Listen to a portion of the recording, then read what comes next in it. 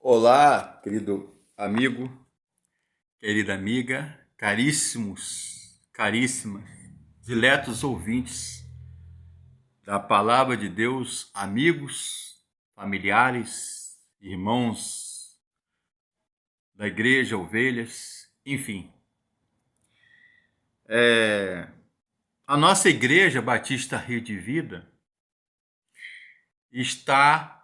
nós estamos estudando na escola bíblica dominical a carta, a epístola aos Hebreus, né? Novo Testamento. E nós estamos agora entrando, né, introduzindo o capítulo 10 e 11 de Hebreus. Para tanto, eu gostaria de destacar com vocês, né, o capítulo 10, verso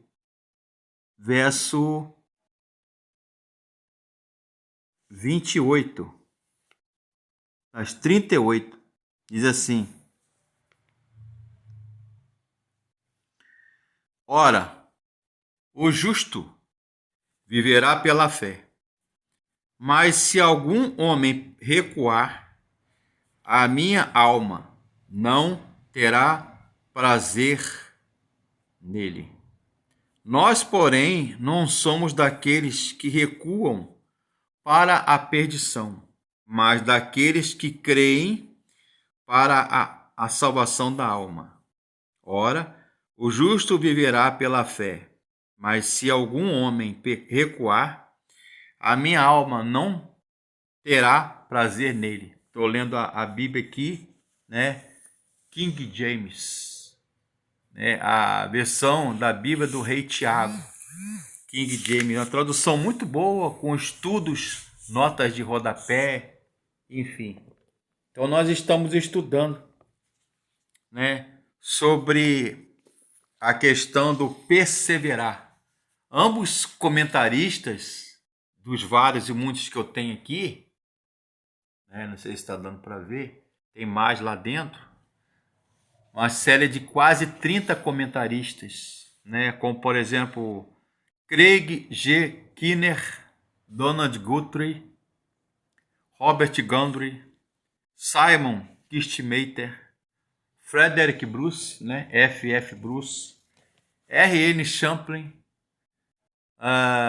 Gordon Fee e muitos outros comentaristas bíblicos, teólogos, pastores sérios, até padres católicos, né? Comentário do reverendo pastor presbiteriano Hernandes Dias Lopes, reverendo Augusto Nicodemos, e muitos outros comentários adventistas, comentários batistas, comentários presbiterianos, pentecostais, Assembleia de Deus e muitos outros. Fala sobre o perseverar a fé. À medida que eles estão ali no contexto de perseguição, né, no Império Romano, era o Império do mundo antigo na época de Paulo, na época dos discípulos de Jesus, na época do autor aos Hebreus, que a gente não sabe até hoje quem escreveu, fala de um novo pacto, um novo caminho, uma nova aliança que contrasta, que praticamente substitui a antiga aliança, né, que era baseada em sistema sacrificial, né, do Antigo Testamento, sacrifícios, ofertas de animais. Mas o Novo Testamento fala do sacrifício de Cristo, que uma vez por toda aplacou a ira de Deus, nos justificou, nos salvou e perdoou os nossos pecados pelo seu sangue derramado na cruz. Fala sobre perseverar na fé. É o ponto-chave do versículo 35 do capítulo 10 de Hebreus. Não abandoneis a vossa confiança. O autor aqui, ele tem destacado e incentivado os crentes a aproximarem de Deus. Mas alguns não têm dado ouvido a esta exortação, né? Aquilo que no Velho Testamento, digamos assim, eu falei isso para minha classe, Vida Plena, né? Classe Rio de Vida, dos idosos da igreja, junto com o irmão Samuel, o irmão Clóvis, que são professores da classe dos idosos da nossa igreja, que a gente vem falando ao longo da lição sobre Jesus, que é superior ou melhor. A palavra superior e melhor, ela perpassa, ela percorre os 13 capítulos do livro da carta e epístola aos Hebreus. Essa mesma palavra, melhor, superior, melhor aliança, melhor do que Moisés, melhor pacto derramado pelo sangue, né? Fala do novo caminho. E fala sobre tudo no capítulo 10, a lição do capítulo 10, né? De Hebreus, nós vemos que a lei, ele chama de sombra da realidade, figura daquilo que viria no Novo Testamento. A realidade de Jesus, uma sombra, o cumprimento da lei, dos bens futuros e das coisas que iriam acontecer no futuro, como ele é a imagem exata, expressão da pessoa de Deus, né? Enfim, a pergunta retórica tem uma resposta positiva. Se o sacrifício de um ano pudesse aperfeiçoar os crentes, não teriam deixado de ser oferecidos. Sim, mas a purificação pelos nossos pecados, ela foi lá em Levítico, Êxodo, né, Deuteronômio, ela foi feita no Novo Testamento de uma maneira mais radical e de uma vez por todas. No capítulo 10, do verso 5 a 10, diz, de Hebreus, que os sacrifícios da lei, da Torá, foram superados pela oferta da morte de Jesus na cruz, que satisfaz plenamente, de uma vez por toda, a vontade de Deus, a ira de Deus, né?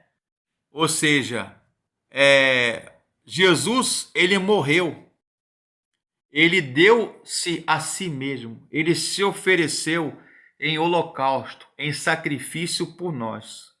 Só o sacrifício de Jesus satisfez, aplacou a vontade e a ira de Deus e aperfeiçoa para sempre e perdoa, lava e purifica os nossos pecados, né? Ou seja, o capítulo 10 fala sobre isso, sobre a dinâmica da fé. Vimos, né, no capítulo anterior, 9 e 10, na lição anterior, né, que foi demonstrada a superioridade de Jesus sobre os anjos, sobre os líderes humanos, sobre Moisés, sobre Arão, sobre o sacerdócio levítico, né, dos filhos de Levi, o ministério sacerdotal de Jesus, segundo a ordem de Melquisedeque, está lá no texto, tem a sua eficácia, o sacrifício perfeito, vitalício e eterno. Perfeito porque Jesus não peca, não pecou e não pecará jamais. Perfeito e eterno porque Jesus, ele é o Filho de Deus, ele é o Deus encarnado, feito homem. Todos os sacerdotes levitas do sistema sacrificial levítico do Velho Testamento, do Pentateuco, né? O Velho Testamento morreram. E continuamente, todos os anos, uma vez no ano, o sumo sacerdote, o Cohen Hagadol, como se chama, adentrava o santuário, o santo dos santos, para se oferecer sacrifício, ser representante, né? Ou seja, mediador, né? A função do sacerdote é ser mediador, né? a ponte, né? Ou seja, pontífice, né? A ponte entre Deus e o homem, entre o homem e Deus. Mas Jesus não, Jesus é eterno. Daí a sua superioridade, né? Ou seja, por isso, no verso 19, capítulo 10 de Hebreus, diz que tendo nós, pois irmãos, ousadia, coragem, para entrar no santuário pelo sangue de Jesus. Para isto, né, ele apela à palavra ousadia pela fé, ou da fé.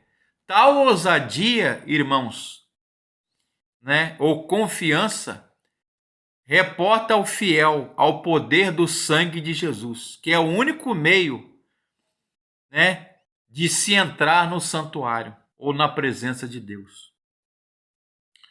A confiança restrita e o poder que há no sangue de Jesus são elementos suficientes para entrarmos no lugar santíssimo, o santo dos santos, Hakodesh Hakodeshin, santuário, o santo dos santos.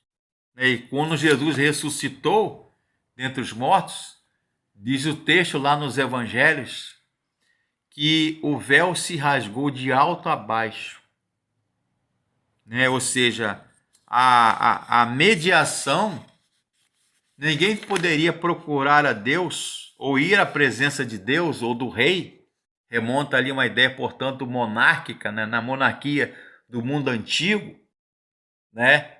Os reis, os monarcas, os príncipes, os governadores, no Império Egípcio, no Império Grego, Babilônico, Acadiano, Medo-Persa, Romano, não era ninguém que poderia entrar na presença do rei. Havia um mediador, que era o sacerdote, né? Enfim, era o levita. Mas Jesus, ele nos deu com a sua morte o livre acesso de estar na presença de Deus. Amém? Jesus falou em João 14,6. Amém? Eu sou o caminho, a verdade e a vida. Ninguém vem ao Pai a não ser por mim, né? Ergon sum e via et, né? Et vitam, ou seja, eu sou o caminho, a verdade e a vida. Isto, a meu ver, resume de modo singular e muito tremendo a passagem de Hebreus. Ou seja, nós temos o poder e o direito dado por Jesus pelo seu sangue derramado de estar na presença de Deus, né? Ou seja, a fé, devido aos seus efeitos, exige de nós uma postura íntegra e dinâmica, né? Ou seja, há dois aspectos, segundo o Donald Guthrie, né? Aqui no seu comentário, em quem eu creio e que apontam para as perspectivas e objetivas da fé. Segundo ponto, testemunho público. Por isso que eu li esse texto. Ora, o justo viverá pela fé. Mas se ele, de algum modo, algum homem recuar ou recusar, a minha alma não tem prazer nele. Né? O tzadik do hebraico, né? O justo, de kaios, né? Quer dizer, o justo viverá pela fé. Mas se ele recusar ou recuar, a minha alma, Deus falando para o homem, não tem prazer nele. Está lá no Velho Testamento e está em Hebreus capítulo 11, versos 38 e 39. No capítulo 11 ele vai falar da fé, dos aspectos não só emocionais, filosóficos, espirituais, religiosos da fé. A fé não, como diz São Tomás de Aquino e Santo Agostinho, e Calvino também fala isso, né, baseado nesses dois teólogos cristãos, São Tomás de Aquino, da Idade Média, e Santo Agostinho, Aurélio Agostinho, filósofo, teólogo, enfim, né, da patrística, né, do quarto século, mais ou menos, não um assentimento como vontade, como crença, uma fé, como eles chamam de fidúcia. Calvino, nas Institutas de Religião Cristã, ele fala no seu livro mais famoso, Institutas da Religião Cristã, João Calvino, reformador do século XVI. Não a fé como fidúcia ou confiança, mas a fé como, não só como intelecto ou volição da mente, mas o sentimento, vontade, sentimento, crença, né? A fé, sem a fé é impossível agradar a Deus. E a fé, ora, na Bíblia King James, a Bíblia do Rei Tiago, fala a fé, Hebreus 11, 1. A fé é a substância das coisas pelas quais esperamos e a evidência das coisas não vistas. É uma das maiores definições de fé no Novo Testamento, Hebreus 11. A galeria dos heróis da fé. Mais de 20 versículos falando sobre a fé dos antigos, dos patriarcas, dos profetas, dos sacerdotes, dos reis, dos homens de Deus, pelos quais morreram e vivendo, crendo em Deus, pela fé. Que Deus abençoe.